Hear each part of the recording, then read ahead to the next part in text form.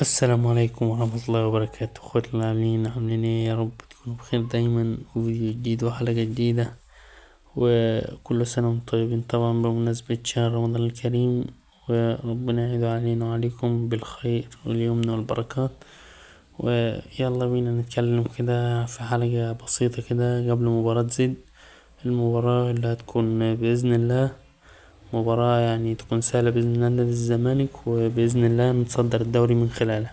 فيلا بينا كده بشكل سريع نتكلم كده وندردش شوية عن أخبار الزمالك، ونتكلم معاه كمان عن مباراة زد المقبلة.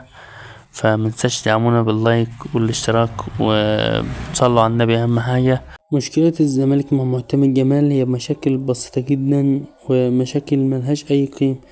متخيل احنا كنا فين في بداية الموسم وحاليا دلوقتي بقينا فين؟ انت بتتكلم في بداية الموسم ما كانش معانا فريق اساسا، ولا كان معانا لعيبة، وسكواد كان متهالك طبعا. ما كانش عندك لعيبة، مفيش ديفندر، ما عندكش وينج ليفت، والاخطر من كل ده انك ما كانش عندك لعيبة على الدكة خالص. الراجل ده معتمد جمال في يوم وليلة عمل سكواد كبير جدا، يعني بصراحة يعني ممكن نقارنه بسكواد الاهلي وبسكواد بيراميدز وبسكواد سيراميكا كليوباترا. انت متخيل معتمد جمال عمل لك فريق من ايشو ومحمد ابراهيم والخضري ومحمد السيد، وعمل لك خط هجوم بصراحة يعني مطمن، وانت بتلعب انك ممكن تسجل وبشكل كبير جدا هتسجل، يعني زي ناصر منسي. وشوفنا طبعا، اكيد كلنا شوفنا طبعا توظيف بزيرة اللي هو بقى في مكان ممتاز جدا.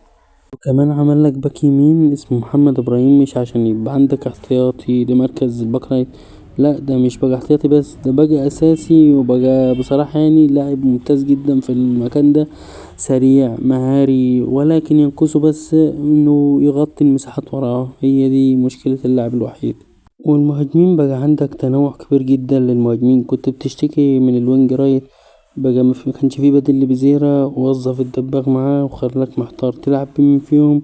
الاتنين بيأدوا أداء ممتاز جدا في المركز ده، فبصراحة يعني في سكواد ممتاز جدا. زود لك عمق وسط الملعب السيد محمد السيد والفرنسي مع عبد الله وشحاتة وآدم كايد الممتاز جدا وأحمد حمدي، وبيوظف بزيرة كمان معاهم اللي هو يعني أداء عالمي. طب زعلان؟ هوظف لك فتوح معاهم كمان واكمل لك السر. وشوفنا اكيد كلنا اداء فتوح في المباراة اللي فاتت، اللي عمل اسيست وسجل جون من اداء ممتاز. بقى مع معتمد جمال سكواد مختلف جدا وتشكيل اساسي، واهم من كل ده انك بقى عندك دكة يعني قادرة تنزل تغير احداث المباريات، وكل ده بصراحة يعني من معتمد جمال. مش عايز اخلص الفيديو قبل ما اوفي الرايل حقه، بس الرايل بصراحة يعني عمل مع نادي الزمالك كمية كبيرة جدا من الحاجات الحلوة، وبقى عمل لك فريق ممتاز جدا. فكلنا طبعا حابين نشكر معتمد جمال على الأداء ده والحاجات الممتازة اللي عملها في نادي الزمالك. وماتش زد من أصعب الماتشات في الدوري، ماتش يعني عامل زي عنق الجزازة كده في الموسم، لازم نكسبه إن شاء الله.